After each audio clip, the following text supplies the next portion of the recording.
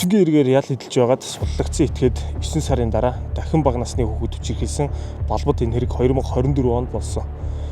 34 настай гэмт этгээд Б тэр өдөр Яргаатын Цуслангийн бүсдэх нийтийн тээврийн автобус дамжин бууз сууж явсан.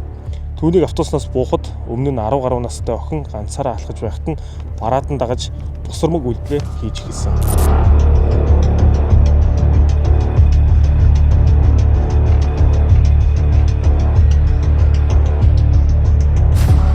Автобуснаас бууж явахдаа охин ганцаараа явааг баталгаатай мэдсэний дараа гүйцэж очиод охиноос дэлгүүр асууж тусламж хүсэж яриа үүсгэнэ. Ахын дөө. Юм асуугаад энэ дэлгэрхээ дэлгүүр хаана юм бол? Нэг буудлын цаана байгаа. Нэг буудлын цаана. Манай наан бид энэ цаагаад байгаа. Аа, түл хоёул хаад явах уу? За. Таахан яг ажиллаа. За, би гэдэг юм. Хань нэг тийш нэ яваа. Ахын дөө жоо.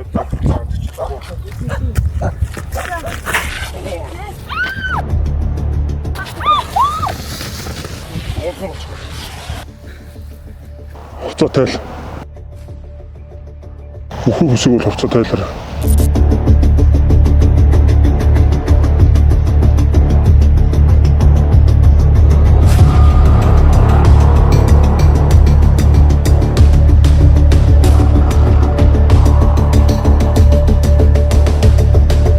Гэмт этгээд 12 настай охинд хутад тулган айлган сүрдүүлэн утсаараа бичлэг хийж хувцсыг нь тайлуулаад бэлгийн дур хүслээ ёс бусаар хангасан. Тэрээр 12 жилийн өмнө 21 настайдаа мөн л бага насны хүүхдийг хүчирхийлж ял эдэлж исэн этгээд түүгээрч зогсохгүй 20 ангид ял эдэлж явах хугацаанд эрэгтэй хүнийг бандитж ялаа нэмүүлсэн. Ингээд 12 жилийн дараа суллагдаж дахин гэмт хэрэг үйлдсэн энэ байлаа.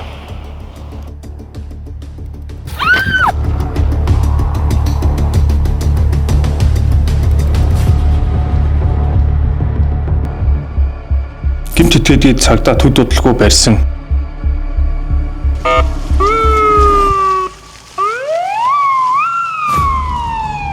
Хэргийг мөрдөж прокурорч шилжүүлсэн. Түүнийг эрүүгийн хуулийн тусгай ангийн 12-ийн 1-4-р зүйл буюу бага насны хүүхдэд бэлгийн хүчирхийлэл үзүүлэх, 13-ийн 5-р зүйл занал хийлэх, 17-гийн 2-ын 2 буюу дээрмийн эргээр зөвлөжилж хүндрүүлэх нөхцөлтэйгээр шүүгэж шилжүүлсэн. Гэмт этгээдийн гар утсан дээрх бичлэг нь хөдөлшгүй нотлох баримт болсон, өөрөө ч хэрэгэ хүлээсэн. Гэвч түүний амнаас гимссэн ганц ч үг унаагүй. Ер нь хүчингийн гэмт хэрэг нь үйлдэлийг детальчсан заахгүй, хэрэг төгс үлдэгдэж дууссан эсхийг харгалзахгүй, бэлгийн харьцааны шинжтэй үйлдэл хийсэн л бол хүчингийн гэмт хэрэгт тооцогддог. Хохирогч нь бага насны хүүхэд бол хуульд заасан хамгийн дээд ял шийтгэлийг оногдуулдаг. Шинэ хуулиар магадлалд ч орох боломжгүй болсон. Ер нь шорондоо хатнаа л гэсэн үг.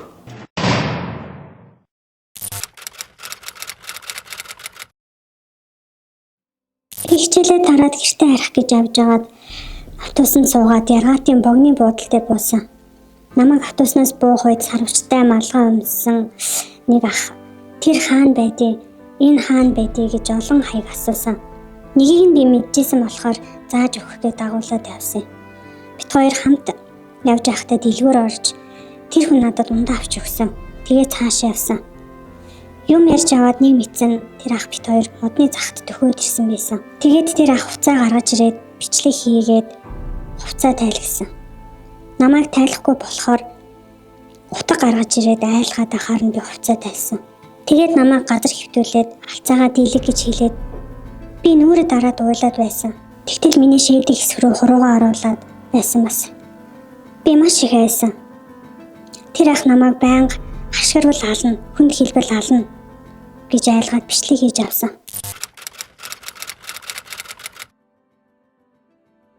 Автобуснаас буухад нэг охин ганцаараа явж байсан. Тэгээд дагаж буугаад нэлээд ажиглаад хүн ирж аваагүй.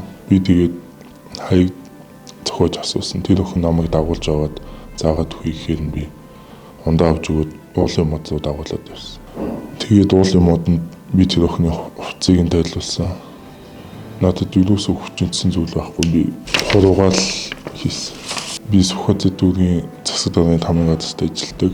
Дүн эрүүгийн хуулийн тусгай ангийн 126-гийн 3 эрүүгийн хуулийн тусгай ангийн 11-ийн 4 12-ийн 4-ийн 1 дэх зааснаар нийт 17 жилийн хойхол авч 12 жил суусан. Би шоронгоос гасч ирээд 9 сар болж байна. Би хийсэн гэдгээ хүлээж байна.